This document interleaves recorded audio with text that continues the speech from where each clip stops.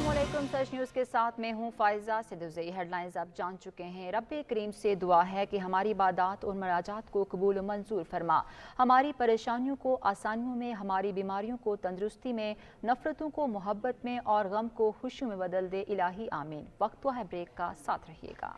करते हैं पेशावर का। पेशावर में गैस की 11 लोड शेडिंग जारी है। खवातीन के लिए घरों में खाना पकाना दुश्वार हो गया। मार्केट में गैस महंगा होने के बायस गरीब का चूल्हा जलना मुश्किल हो गया। मजीद जानते हैं अवैध से, बताइएगा। जी बिल्कुल, देखिए अगर पेशावर के हवाले से बात की जाए तो पेशावर में गैस का जो मसला है वो संगीन सूरत हाल अख्तियार कर चुका है, जबकि शहरी भी जो है वो गैस ना होने की वजह से और कम प्रेशर की वजह से काफ़ी परेशान दिखाई दे रहे हैं। सुबह का नाश्ता भी जो है बनाना किसी महाज से कम नहीं है, क्योंकि गैस ना होने की वजह से शहरी जो है उनको काफ़ी मुश्किलात का सामना करना पड़ता है, क्योंकि गैस ना होने की वजह से खाना पकाने में भी घरेलू सारिफीन को भी जो है वो काफ़ी मुश्किलात का सामना है। इसी तरह वो सिलेंडर भी बढ़ाते हैं तो सिलेंडर भी जो है उनकी कीमतें भी जो है वो दिन ब दिन आसमान को छूते हुए दिखाई दे रही हैं। 300 साढ़े 300 रुपये जो किलो है वो सिलेंडर बढ़ा रहे हैं, जिसकी वजह से उनको काफ़ी मुश्किलात का सामना है। गैस तो वैसे भी नहीं है, जिस वक्त आती भी है तो उस वक्त जो है वो इतनी उसका प्रेशर इतना स्लो होता है कि जो खाना पकाना होता है उनमें काफ़ी घरेलू सारिफीन को दुश्वारियाँ पेश आती हैं।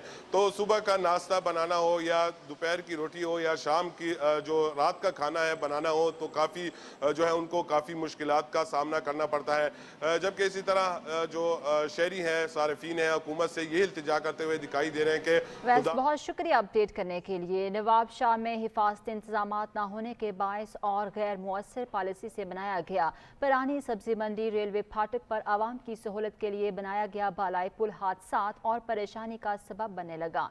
मजीद जानते हैं ब्यूरो चीफ आसिफ रजा आशिक से, बताइएगा। जी बिल्कुल, मैं इस वक्त मौजूद हूँ नवाबशाह की पुरानी सब्जी मंडी रेलवे फाटक के ऊपर। जो पुल बनाया गया है जो तंग है और इसका जो मोड़ है वो नहायत ही जो है तंग होने की वजह से यहाँ पर हादसा पेश आते रहते हैं। मेरा कैमरा मैन आपको दिखा सकता है कि ये मोड़ जो है नहायत ही तंग है और सवारी बहुत ज़्यादा होती है, जिसकी बना पर जो आए दिन यहाँ पर हादसा होते हैं। शहरी हमारे साथ मौजूद है, आइए इनको किन चीज़ का खदशात का सामना है और इनको तहफ़्फ़ुज़ आते हैं वो इनसे जानते हैं। क्या कहेंगे इस हवाले से आप पुल के हवाले से और तहफ़्फ़ुज़ात के हवाले से? सर जी, मेरा तहफ़्फ़ुज़ात ये हैं कि इस पुल की वजह से बहुत ज़्यादा हादसे हुए हैं, जिसमें 2 जानें तो जा चुकी हैं। फ़ायदे की जगह नुकसान हो रहा है। फ़ायदे की जगह नुकसान हो रहा है और एक शहरी और मौजूद है हमारे साथ, आइए उनसे जानते हैं कि वो इस हवाले से क्या कहते हैं। जी क्या कहेंगे इस हवाले से आप भाईजान? सबसे पहली बात तो मैं ये करूँगा, ये हमारे यहाँ जो टन है पुल के ऊपर, ये सबसे ज़्यादा खतरनाक है। और ना ये पे हिफाजती को मतलब बैरल लगे हुए हैं या मतलब कोई चीज़ लगी हो, लाइट हो, मतलब पता चल रहा हो इधर से कोई आ रहा है या उधर से कोई आ रहा है, ऐसा कोई सिस्टम नहीं दिया हुआ। इसकी वजह से हादसात होते हैं और जहाँ पर ये पुल जो है बाज़ार में उतरता है, ट्रैफिक ज़्यादा हो जाने की वजह से वहाँ पर रश हो जाता है। हिफाजती इंतज़ाम ना होने की बिना पर जो है हादसात भी होते हैं, जानें भी ज़ाया हुई हैं।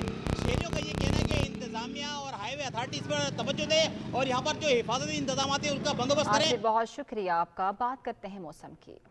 बारिशें बरसाने वाला सिस्टम बलोचिस्तान में मौजूद। कोयटा समेत सूबे के मुख्तलिफ शहरों में बारिश और यालाबारी।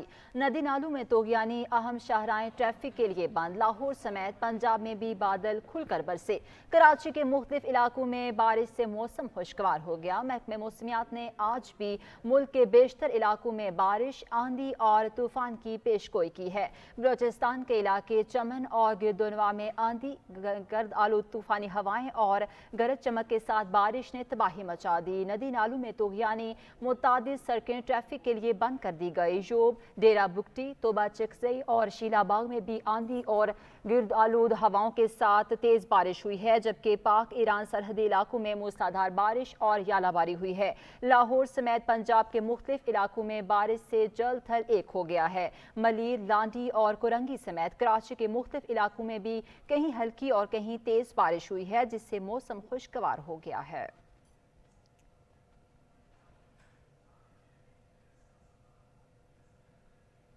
महकमे मौसमियात के मुताबिक आज के दिन वफाकी दारुल-हुकूमत में मतला जुज़वी तौर पर अबलआलूद रहने के अलावा रात के दौरान चंद एक मुकामात पर गरज चमक के साथ बारिश का इम्कान है। ज़्यादा से ज़्यादा दर्जा हरारत 32 से 34 डिग्री सेंटीग्रेड तक जा सकता है। महकमे मौसमियात ने आज रात से बारिश के पूरा हफ्ता जारी रहने के इम्कान जाहिर कर दिए हैं। मौसम का मज़ीद अहवाल जानते हैं शिराज खान से। शिराज, बताइएगा। جی بالکل، اسلام آباد کے موسم کی بات کی جائے تو محکمہ موسمیات کے مطابق اسلام آباد کا جو ہے آج موسم جزوی طور پر ابر آلود رہنے کا جو ہے وہ امکان ہے، اور اگر درجہ حرارت کی بات کی جائے تو محکمہ موسمیات کے مطابق 32 سے 34 ڈگری سینٹی گریڈ تک جو ہے وہ درجہ حرارت ریکارڈ کیا جائے گا، اور آج شام سے یا رات سے جو ہے اسلام آباد میں ایک ہفتہ جاری رہنے والی جو ہے بارشوں کا سلسلہ داخل ہوگا، جس سے جو ہے اسلام آباد کے جو چند ایک مقامات پر جو ہے تیز ہواؤں کے ساتھ بارش کا امکان ہے۔ اور اگر صوبوں کی بات کی جائے تو صوبوں میں بلوچستان اور پنجاب کے چند مقامات، اور اگر بات کی جائے خیبر پختونخوا کے بالائی علاقوں کی اور کشمیر اور اس کی ملحقہ جو پہاڑیاں ہیں ان پر جو ہے بارش کا اور تیز ہواؤں اور گرج چمک کے ساتھ جو ہے وہ بارش کا امکان ہے۔ اور اگر گلگت کی بات کی جائے تو محکمہ موسمیات کا یہ کہنا ہے کہ گلگت کا موسم جو ہے وہ صاف رہے گا، اور اسی طرح اگر سندھ کی بات کی جائے تو سندھ کے بھی جو ہے بیشتر علاقے جو ہیں وہ خشک رہیں گے، لیکن چند ایک مقامات پر جو ہے وہ تیز ہواؤں۔ شیراز، آپ نے اپڈیٹ کیا، بہت شکریہ آپ کا۔ مصنوعی انرجی ڈرنک سے بہترین قدرتی انرجی ڈرنک گنے کا جوس ہے۔ جسمانی توانائی کے لیے 1 گلاس روزانہ استعمال کریں، بتا رہے ہیں سکھر سے حاجی ریاض کھوکھر اپنے اس رپورٹ میں۔ گرمیوں کے موسم میں بہترین قدرتی منرلز وٹامن سے بھرپور انرجی ڈرنک گنے کا جوس ہے، جس کا کوئی دوسرا نیم بدل نہیں ہے۔ جگر اور مثانے کی گرمی کو کنٹرول کرتا ہے، ہڈیوں اور مسلز کو مضبوط اور توانا رکھتا ہے۔ یہ ارکان کے لیے انمول تحفہ ہے۔ مصنوعی انرجی ڈرنکس مہنگے بھی ہیں اور جگر اور گردوں کے لیے نقصان دہ بھی ہے، جبکہ گنے کا جوس سستا اور بہترین ہے۔ گرمی کے موسم میں سب سے بہترین انرجی ڈرنک ہے گنے کا جوس۔ آپ اپنے بچوں کو، فیملی کو جہاں یہ کیمیکل والے ڈبوں والے جوس پلاتے ہیں، اس کی جگہ یہ ایک سستا جوس ہے گنے کا جوس، جو جگر، مثانہ، معدہ کی گرمی کو بھی ختم کرتا ہے اور جسم کو طاقت دیتا ہے، دماغ کو صحت مند بناتا ہے، آنکھوں کو طاقت دیتا ہے۔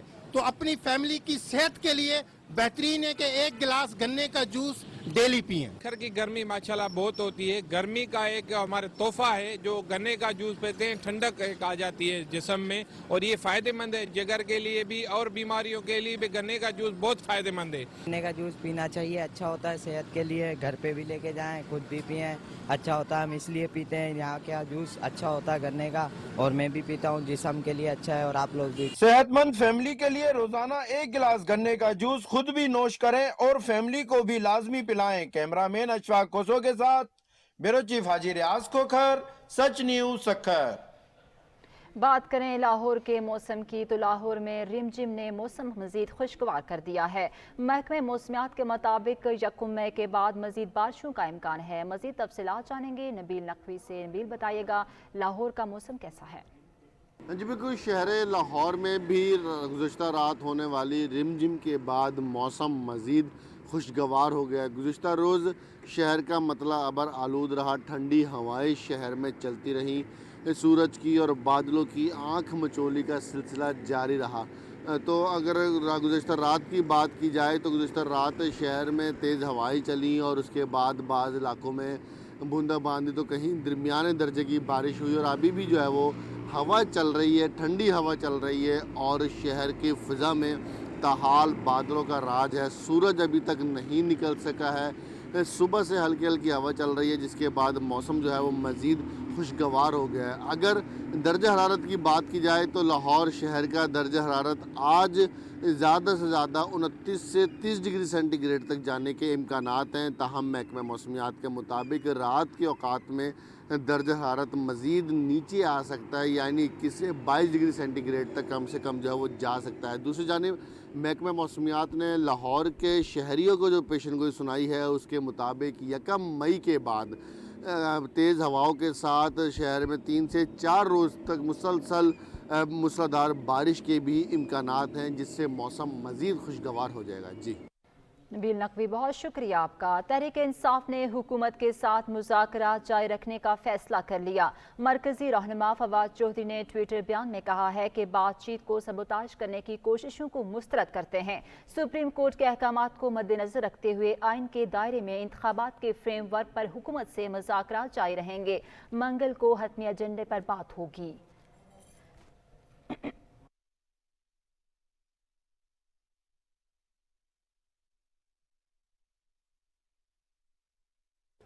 تحریک انصاف سے مذاکرات سے متعلق مشاورت کے لیے وزیر اعظم شہباز شریف کی زیر صدارت مسلم لیگ نون کی سینئر قیادت کا اہم مشاورتی اجلاس ماڈل ٹاؤن میں ہوا۔ اجلاس میں قائد نون لیگ نواز شریف اور مریم نواز بھی ویڈیو لنک کے ذریعے شریک ہوئے۔ اجلاس میں پی ٹی آئی سے اب تک 2 دن میں ہونے والے مذاکرات اور پی ٹی آئی قیادت کے مطالبات بارے مشاورت کی گئی۔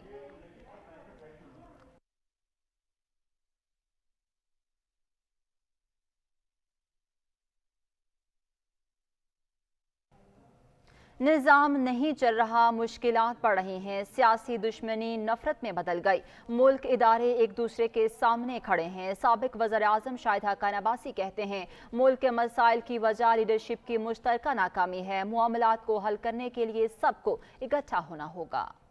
جیسے یہ نظر آتا ہو کہ ہم ملک کے معاملات کو حل کرنے جا رہے ہیں۔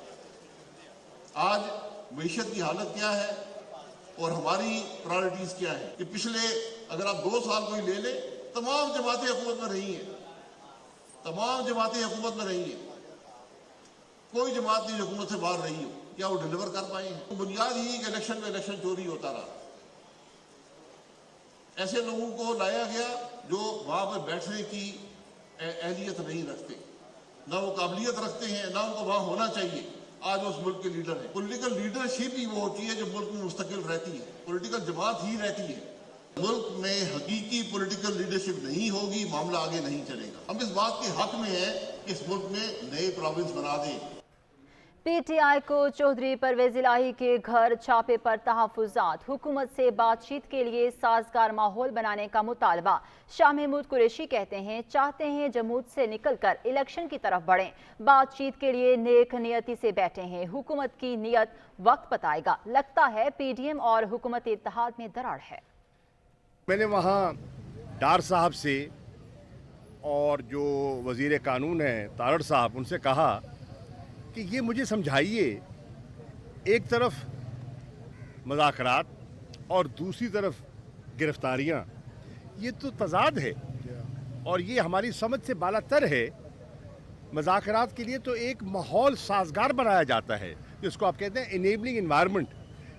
یہ کیا آپ ماحول بنا رہے ہیں یا بگاڑ رہے ہیں؟ تحریک انصاف میز پر بیٹھی ہے نیک نیتی سے، ہم دلوں کا راز تو نہیں جانتے، ہم نیک نیتی سے بیٹھے ہیں کہ یہ جو جمود ہے یہ ٹوٹے اور ملک کو ہم اس دلدل سے باہر نکالیں اور انتخابات کی طرف بڑھیں۔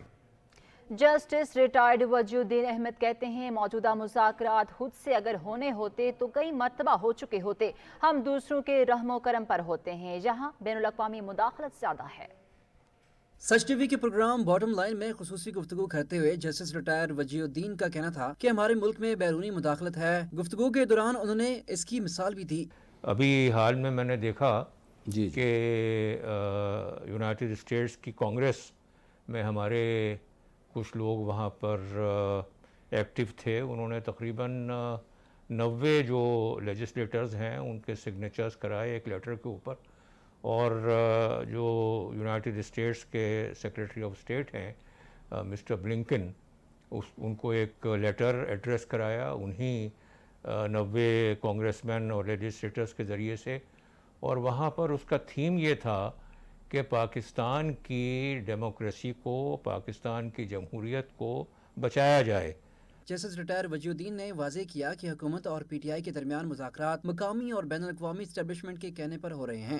میں سمجھتا ہوں کہ خود سے اگر ہونے ہوتے تو اب تک کئی مرتبہ ہو چکے ہوتے۔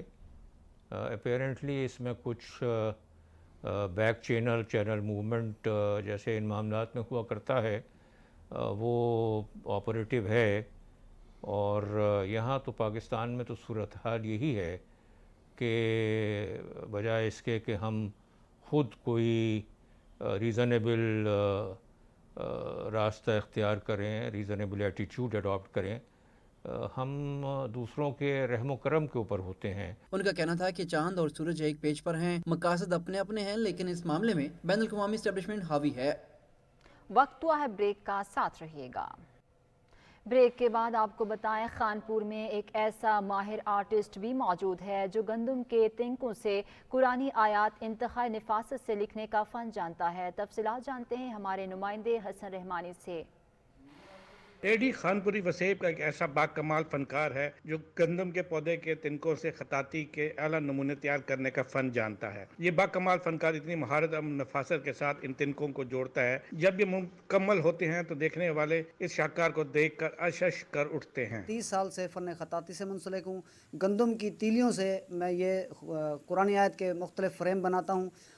لاتعداد فریم بنائے ہیں میں نے، اور اب الحمدللہ میں قرآن پاک پر کام کر رہا ہوں جس کا پہلا سپارہ مکمل ہو چکا ہے. اس عظیم فنکار نے اپنے اس فن کے ذریعے مکمل قرآن مجید لکھنے کا عزم کیا ہے، جس نے کم و بیش 8 ماہ کی انتھک محنت کے بعد پہلا پارہ مکمل کر لیا ہے. مکمل ہو چکا ہے، دوسرا شروع ہو چکا ہے. اگر حکومت اور مخیر حضرات میرے ساتھ تعاون کریں تو اس میں خانپور کا بھی نام ہے، ملک پاکستان کا بھی نام ہے. ٹیڈی خانپوری جیسے فنکار وسیب کا عظیم سرمایہ ہیں جن کی حوصلہ افزائی سرکاری اور عوامی سطح پر انتہائی ضروری ہے. کیمرہ ٹیم کے ساتھ حسن رحمانی، بیورو چیف سچ نیوز، رحیم یار خان. ٹھنڈی ہواؤں اور سرمئی شاموں کے لیے معروف حیدرآباد کا قدیمی اور مثالی فن تعمیر میں بھی کوئی ثانی نہیں. ایسی ہی ایک تاریخی عمارت مکھی ہاؤس بھی ہے جو عالمی سطح پر پاکستان خصوصاً حیدرآباد کی شان بڑھاتی ہے. ڈویژنل بیورو چیف کلیم اللہ کی خصوصی رپورٹ دیکھیے. حیدرآباد جہاں اپنی کئی سوغاتوں، ٹھنڈی ہواؤں اور سرمئی شاموں کے لیے دنیا بھر میں منفرد مقام رکھتا ہے، وہیں اس کے کئی مقامات و تعمیری شاہکار ایسے ہیں جن کے بغیر عالمی تاریخ نامکمل تصور کی جاتی ہے. انہی میں سے ایک شاہکار ہے مکھی ہاؤس. 1920 میں ایک با اثر سندھی ہندو خاندان کے سربراہ پریتم داس کے صاحبزادے مکھی چیٹانند نے ایک ایسا محل تیار کرایا جو آج دنیا بھر میں حیدرآباد کی پہچان بنا ہوا ہے. فن تعمیر کے اس حسین شاہکار میں 12 کمرے اور 2 ہال موجود ہیں، اور ان کے داخلی و خارجی دروازوں کی کامت اور کشادگی خود ایک عجوبہ ہے. اور اس کی وجہ مکھی ہاؤس کا وسیع رقبہ اور اس کی بلندی ہے. اس کی بالائی سطح پر گنبد نما ایک ہوادان بھی تعمیر کیا گیا جو اپنی انفرادیت کی بدولت اس عمارت کی پہچان ہے. مکھی خاندان اس محل نما گھر میں خود تو صرف 26 برس ہی مقیم رہا، پر آج یہ اپنی انفرادیت اور فن تعمیر کی باعث دنیا بھر کے سیاحوں اور تاریخ دانوں کی توجہ کا مرکز بنا ہوا ہے.